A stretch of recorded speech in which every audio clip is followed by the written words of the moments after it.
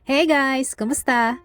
It's me Lily, your commuter travel buddy here in Taiwan. At tara, samahan niyo ako sa aking panibagong Rest Day Takas. For today's takas nga ay pupuntahan ko nga ngayon ang Howli Flower Farm dito sa Taichung. Sunday nga ngayon kaya inagahan ko dahil alam kong maraming tao na nagpupunta doon. Kaya 6:30 pa nga lang ay dito na nga ako sa North Sinchu na train station. Galing nga dito sa North Sinchu na train station, sumakay lang ako ng tren going to southbound. Tas mga 1 hour and 10 minutes na biyahe, tas bumaba ako dito sa Tayan Station. Sakto nga rin na maganda ang panahon ngayon dahil nung mga nakaraang weekends ay masyadong ang malamig at maulan kaya hindi ako gumala. At ngayon nga ay perfect nga ang weather. Medyo mafog nga lang dito pagdaan namin ng Miauli pero pagdating naman dito sa Tayan ay maganda naman ang panahon.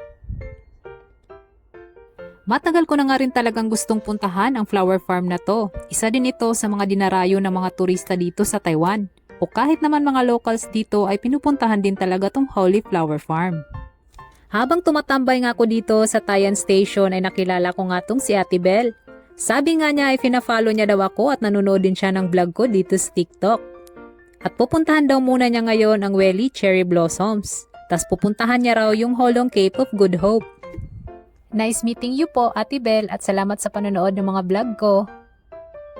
Pagdating mo nga dito sa Tayan Station ay pwede mo nang lakarin ng 20 minutes ang Howli Flower Farm. May bus din dito na 839 at sa may bandang likod ng station ang bus stop. Yun nga lang ay every 1 hour and 30 minutes ang biyahe.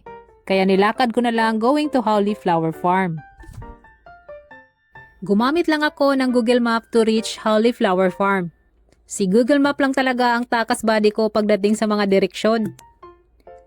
Pagkadating mo nga dito sa Howli Flower Farm, may entrance nga po ito ng 150 NTD. And finally, I'm here. Yung dating pinapanood ko lang sa social media ay ngayon ay narating ko na. Ito talaga ang ikinaganda pag maaga kang pumunta sa tourist spot na katulad nito na dinarayo ng maraming tao.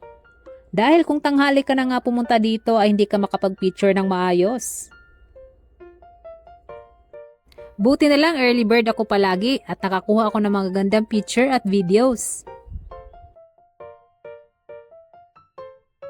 Sa dami naman talagang spot na pwedeng pagpicturean dito ay sulit talaga ang 150 NTD mo dito.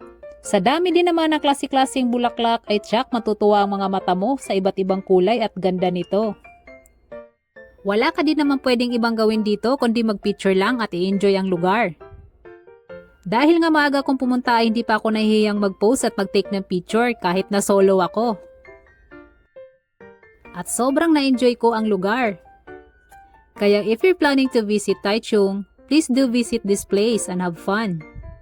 Salamat sa panonood and see ya sa mga susunod pa na Rest Day Takas ko dito sa Taiwan. Bye!